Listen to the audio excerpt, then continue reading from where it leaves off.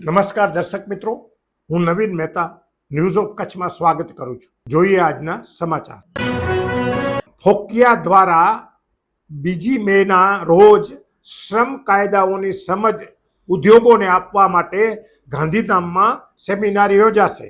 કેન્દ્ર સરકારે તેના 21 નવેમ્બર 2025ના એક નોટિફિકેશન દ્વારા 4 નવા શ્રમ કાયદાના અમલીકરણ પર મહોર મારી દીધી છે। તેને લગતા નિયમો તૈયાર કરવાની પ્રક્રિયા ચાલી રહી છે અને શ્રમ મંત્રાલય દ્વારા આની ટૂંક સમયમાં જાહેરાત પણ થવા જઈ રહી છે।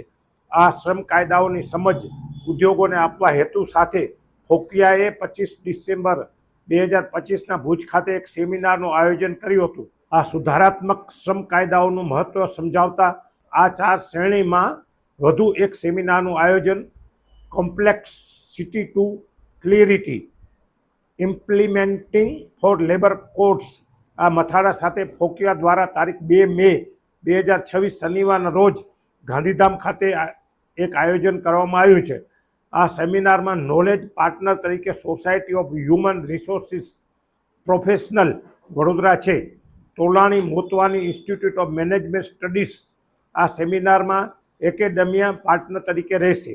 આ સેમિનારનો હેતુ દરેક ઉદ્યોગોના દરેક વિભાગના અધિકારીઓને આ શ્રમ કાયદાઓ સારી રીતે સમજે અને સુસજ્જતા સાથે પોતાના એકમોમાં તેનું અમલીકરણ કરે તે માટે છે।